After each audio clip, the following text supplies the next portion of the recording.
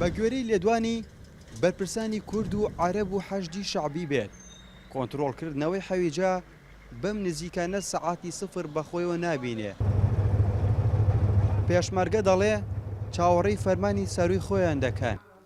عەرەبی سونە بێ ئارام چاوەڕوانی پەلەکردنە لە کۆنتڕۆڵکردنەوەی حەویجە کەچی لە تازەترین لێدواندا فەرماندەکانی حەشدی شەعبی لەسەر زاری ئەحمەد ئەسەدی ڕایگەیاند کۆنتڕۆڵکردنەوەی حەویجە دوا دەخرێ بۆ دوای ئۆپراسیۆنی کۆنتڕۆڵکردنەوەی مووسڵ.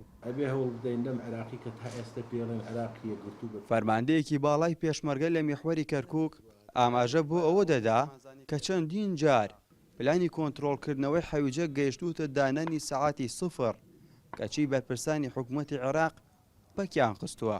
ئێمە پێشتر پلانمان هەبووە بۆ ڕزگارکردنی حەویجە بەڵام مۆزوعی حەویجە چەند جاری تر تاکیدمان کردوێتەوە کە حەویجە بە هەماهەنگیە بێت لەگەڵ هێزە چەکدارەکانی عێراق و ئێستا بڕیاردان لەسەر ڕزگارکردنەوەی حەویجە لەلایەن قیادەی قواتی موشتەرەکە بێت لە عێراق. بەداخەوە عێراقیەکان چەندین جار هاتن لێرە کۆبنەوە کراوە پلانماندانە بۆ ڕزگارکردنی حەویجە بە هەماهەنگی ئەوان دوایان خست. عەشایرە عەرەبەکانی کەرکووک کە ڕۆژی شەمەی ڕابردوو ڕایانگەیاند ڕەوشی دانیشتوانی حەویجە لەو پەڕی خراپیدایە و خوازیارێن بە زووی کۆنتڕۆڵ بکرێتەوە.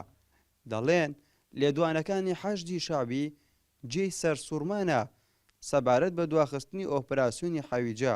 ئەکید ئێمە قبول ناکەن ئێمە حەزمان بە حەویجە تەحریر بووە دوای یعنی قبلی مووسڵ ئێستا کردیان مووسڵ ئێمە حەزمان بە تەحریر حەویجە بە زوو ئێمە حەزمان ئێمە دۆنە مؤتەمەڕمان کرد یعنی مؤتەمەڕ و بەیان و کردمان بۆ بەغا أو تحميل كرد رئيس الوزراء والقيادة العامة للقوات المسلحة تأخير تحرير الحويجة أو إما كردمان إما حزما بحويجة تحرير أبيه بسرعتي نابية أو تأخير أبيه يعني بحويجة دواي أو يعني هيكتها مشكلة حمودة عشتية بو حويجة.